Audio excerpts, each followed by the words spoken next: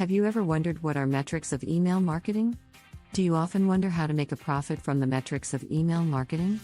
Have you found yourself frequently thinking if you have proper knowledge of metrics of email marketing? If yes, then you have landed on the right video.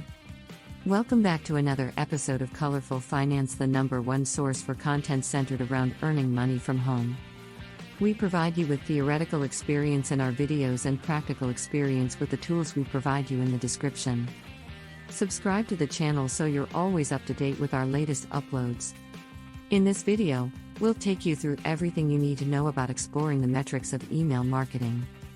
Now let's get into it. Learning how to better understand your email marketing campaign is the first step to making it work harder, delivering more positive reception, more sales, and of course, more revenue.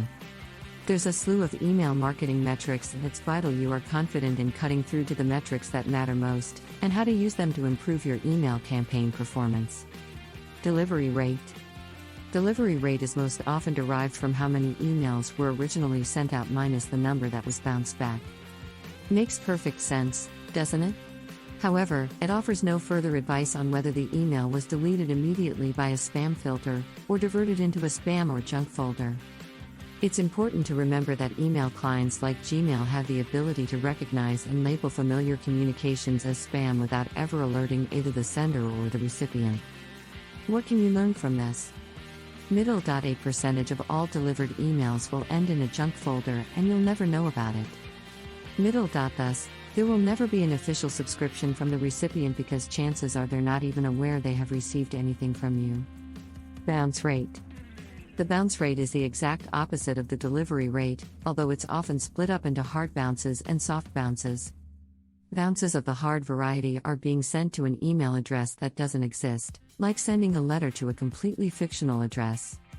If the domain or recipient isn't recognized, the email will be returned to the sender. Soft bounces can occur for a number of reasons, such as when the recipient's inbox is full. This doesn't happen very often these days except in the cases of free services like Hotmail and Yahoo.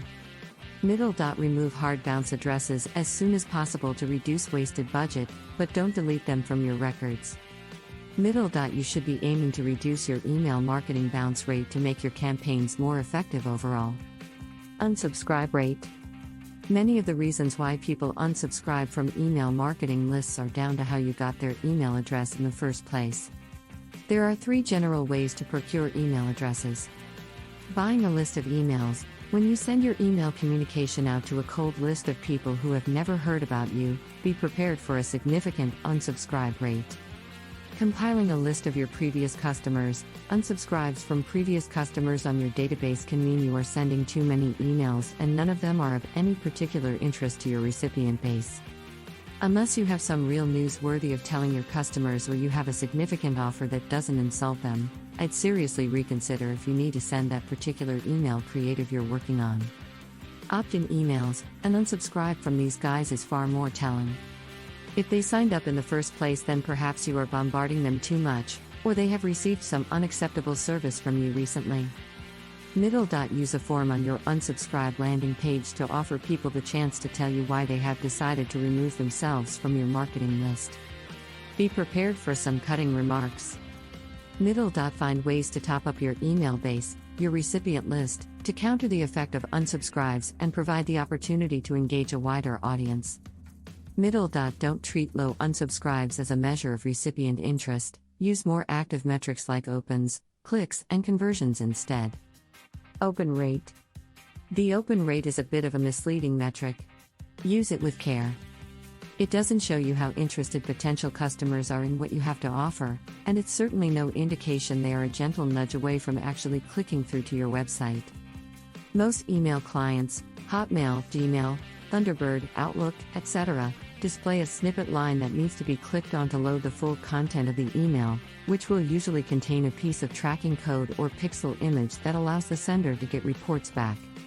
What this actually means is that the recipient's email client displayed this code, nothing more, nothing less.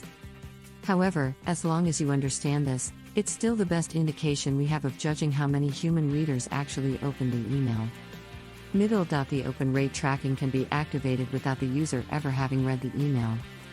Identify those customers who never open your emails and send them a completely different type of offer, something you've never tried before. It's a great way to try out your ideas on an audience that won't negatively affect your sales figures, and you never know, you might just discover a way of reaching a new type of customer for your business. If you're paying for your email marketing on a per email basis, and the above tip doesn't work, delete these non-responders from your mailing list and reduce your budget. Click-through rate. Now we're cooking. This metric starts to give us some solid insight into how interested the target audience is in your product or price, or story if you run an informational website. Industry sectors can experience wildly different click-through rates, ranging from an average of 57% in the restaurant sector to 5.7% in the automotive sector. Source Hardhank's Post-Future Index, TM, for January to June 2006, and it's often a sign of how saturated the email marketing arena is in your chosen industry, and how loyal customers are within that market. Aim for the highest click-through rate as possible by including a clear and compelling call to action in your email communication. Don't trust the recipient to decide the next course of action. What constitutes a compelling call to action is down to your understanding of your audience and market, but here are some examples from my experience. Buy one get one free voucher code, ends at midnight. Enjoy 25% off your regular purchases, click here to order before we run out of stock. Send this offer to your friends and earn a $5 gift voucher with one who signs up for our program. Call us for a free, no obligations. Notice, Grasshopper, how retail calls to action often rely on two elements to encourage email click-through: a good offer and a compelling deadline. You can develop this even more by including personalization to really connect with your customers on an individual level.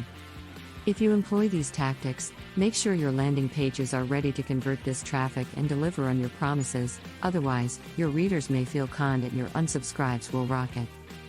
Conversion rate. The term conversion isn't necessarily limited to securing a sale online.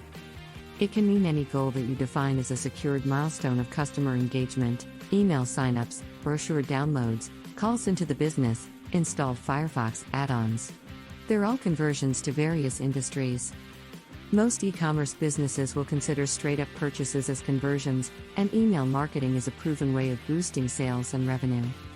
Conversion rate depends on many factors coming together on your landing page to bring the customer to the point where they are willing to commit to a purchase. Timing. 8 a.m. on a Monday morning isn't a great time to launch your email campaign. Similarly, schools won't respond outside of term time. Pricing. Get this right and customers will forgive a lot of mistakes. Remember, email marketing is not the place to shout about your average pricing policy. Relevance. Dear old Mrs. Ogden probably isn't going to be interested in an 18 to 30 holiday to Ibiza. Match your message to your database for an instant conversion quick win. Urgency. If you decide upon an arbitrary deadline for an offer or voucher code, you must stick to it ruthlessly. The next time it happens, people will know it's for real. Trustworthiness. You have literally seconded to convince your potential customer that you're legitimate and credible. Red Comic Sans and premium call numbers are a definite no-no. Call to action. Tell your customer what you want them to do next. People don't like to think on the internet, so give them a clear direction on what to click, call, or download. And, with that, we've reached the end of this video all about exploring the metrics of email marketing. Let us know in the comments section down below if you enjoyed this episode and found it helpful and interesting. Remember to leave a thumbs up before you leave.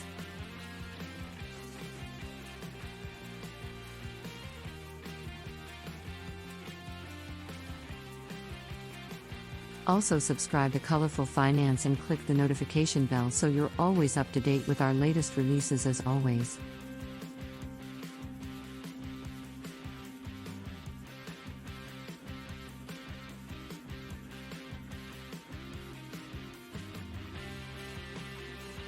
Thanks for stopping by and watching.